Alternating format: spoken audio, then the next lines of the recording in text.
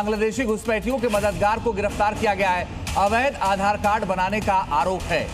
एक civic volunteer समेत 3 लोगों की गिरफ्तारी हुई है। बड़ी खबर आपको बता दें, बंगाल के मालदा से एक खबर है, बांग्लादेशी घुसपैठियों का मददगार गिरफ्तार किया गया। पश्चिम बंगाल में अंडा एक बार फिर सुर्खियों में। नॉर्थ 24 परगना के नौहाटी में एक और टीएमसी नेता पर अंडे से हमले का मामला सामने आया। यहां पार्टी कार्यालय के बाहर जमा भीड़ ने टीएमसी नेता सनत डे पर अंडे और पत्थर फेंके। इस दौरान गुस्साए लोगों ने जमकर नारेबाजी भी की है। देखिए, टीएमसी के दफ्तर के बाहर सफेद कार खड़ी है, लोग नारेबाजी कर रहे हैं। पुलिस और केंद्रीय बल के जवान गाड़ी को घेरे हुए हैं। इसी बीच पार्टी दफ्तर का जब गेट खुलता है और टीएमसी नेता सनत डे कार में बैठने की कोशिश करते हैं, तभी भीड़ ने अंडों की बारिश कर दी। मौके की नजाकत को समझते हुए टीएमसी नेता सनत डे ने यहां से भागने में देरी नहीं की। सनत डे नेहटी के पूर्व विधायक हैं, लोगों से छिपकर ऑफिस आए थे, लेकिन लोगों को इनकी सूचना मिल गई, जिसके बाद टीएमसी दफ्तर के पास वो इकट्ठा हुए और उनके खिलाफ नारेबाजी की। और बंगाल में बीजेपी की सत्ता आते ही बुलडोजर एक्शन लगातार जारी। इस बार कार्रवाई हुई। न्यू अलीपुर में जहां एक मंदिर को कब्जा मुक्त कराया गया। न्यू अलीपुर में लोकनाथ बाबा मंदिर परिसर से अवैध निर्माण को ध्वस्त किया गया। स्थानीय निवासियों का दावा है कि मंदिर की दीवार गिराकर मंदिर पर कब्जा कर लिया था। ये विवाद 2011 से चल रहा था। तभी से यहाँ के लोगों को मंदिर में पूजा और दूसरे धार्मिक गतिविधियों को करने में परेशानियों का सामना करना पड़ता था। अब ये मंदिर आम लोगों के लिए खोल दिया गया है और स्थानीय निवासियों की भागीदारी के साथ धार्मिक कार्यक्रम आयोजित किए जा रहे हैं। और अब पश्चिम बंगाल के दुर्गापुर से बड़ी खबर है। टीएमसी के पूर्व पार्षद राम प्रसाद हल्दर को गिरफ्तार किया गया है। जबरन वसूली राजनीतिक हिंसा में शामिल होने के आरोप हैं। बर्दवान जिले से बुदबुद से गिरफ्तारी हुई है। कोर्ट में पेशी के दौरान हल्दर ने विरोध किया। प्रदर्शनकारियों ने चोर चोर के नारे लगाए।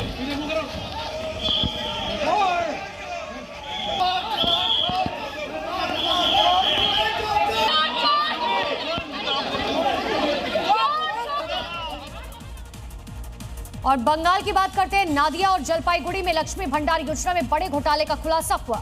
यहाँ ये बात भी सामने आई कि 12 लोगों का पैसा एक ही शख्स के खाते में जा रहा था। नादिया में 173 और जलपाईगुड़ी में 12 लोगों को मिलने वाला पैसा एक ही शख्स के खाते में जाने की बात सामने आई है।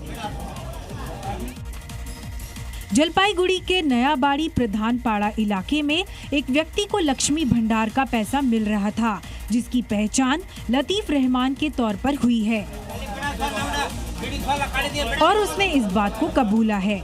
इससे पहले नादिया के कृष्णानगर 2 ब्लॉक में 173 पुरुषों को इस योजना का लाभ मिलने की खबर सामने आई थी। खबर है, अग्निकांड के बाद एक्शन में है सरकार। अवैध होटल पर शिकंजा कसा जाएगा दिल्ली सरकार की तरफ से।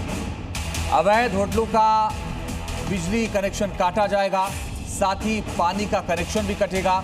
होटलों, नर्सिंग होम की जांच होगी। फायर सेफ्टी मानकों की भी जांच की जाएगी। आज से 1 महीने तक यह अभियान चलेगा। होटल, गेस्ट हाउस की जांच होगी, तय सुरक्षा मानकों की जांच होगी। उल्लंघन करने पर कड़ी कार्रवाई होगी। हिरासत में लिए गए लोकेश बजाज ने Malviya Nagar bed and breakfast योजना के तहत अपने साकेत स्थित घर पर भी होम स्टे बनाया है, जहां विदेशी आकर रुकते हैं। जी न्यूज संवाददाता प्रमोद शर्मा ने यहां का जायजा लिया। तो ये घर दिखाएंगे कि करोड़ों रुपए की कीमत वाला ये घर है, जो कि भ्रष्टाचार की कमाई से जो है कमाया गया है। किस तरीके से नियम कायदों को ताक पर रखकर जो B&B होता है, बेड एंड ब्रेकफास्ट, उसका लाइसेंस लेकर जो है कई होटल खड़े किए गए थे और विदेशी जो टूरिस्ट यहाँ पर आते थे, इलाज के लिए आते थे और मेडिकल टूरिज्म के नाम पर आते थे, उन्हें ठहराया जाता था। फायर की NOC नहीं ली जाती थी। बिल्कुल इस तरीके का होटल बनाए गए थे कि मोटी कमाई करते थे और उसी कमाई से यहाँ पर यह रहता है। और इस घर के अंदर भी कुछ अफ्रीकन मूल के नागरिक इस बिल्डिंग के अंदर भी मौजूद है। तो ये संभावना जताई जा रही है कि कहीं यहाँ पर भी इसी तरीके का स्टे रहने के लिए तो नहीं बनाया हुआ।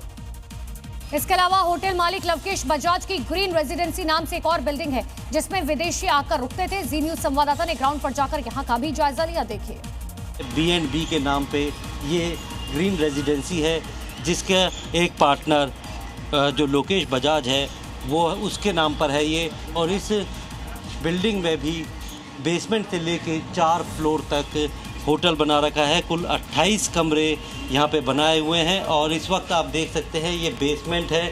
ज़्यादातर जो अफ्रीकन नेशनल या विदेशी नागरिक है वो यहाँ पर आके रुकते हैं और ख़ास तौर पर ये लोग यहाँ पर आसपास के नामी जो अस्पताल है वहाँ पर इलाज के लिए आते हैं और उन्हीं जो तीमारदार हैं या फिर पेशेंट हैं उनके लिए इस तरीके के बेसमेंट में भी कमरे बनाए हुए हैं। जो पिछले 6 महीनों में दिल्ली में लगातार जो आग लगने की घटनाएं हुई हैं, उन घटनाओं में बहुत से लोगों के मारे जाने की भी खबरें सामने आ रही हैं। सवाल यह है कि आखिर दिल्ली में वो कौन से सेफ्टी नॉर्म्स नहीं हैं जिनकी धज्जियां उड़ी हुई हैं और उसके बावजूद भी लोग ध्यान नहीं दे रहे हैं और लोगों की जान जा रही है। क्योंकि सवाल है कि आखिर होटल में जब 6 कमरे बनाने की इजाजत थी तो 25 कमरे कैसे बन गए? बिना फायर एनओसी के होटल कैसे चल रहा था? कमर्शियल बिल्डिंग में बिना मंजूरी होटल चलाने की परमिशन किसने दी? आने जाने के लिए केवल एक सक्रिय सीढ़ी थी और ग्राउंड रियलिटी आप खुद ही देखिए। दोनों तरफ दुकानें यहाँ पर हैं, नीचे में दुकान है, ऊपर में मकान है, लोग ऊपर में मकानों में रह रहे हैं। यहाँ सभी घरों में हमें बेसमेंट दिखाई दिया। बेसमेंट में एग्जिट और एंट्री पॉइंट भी एक ही दिखा है।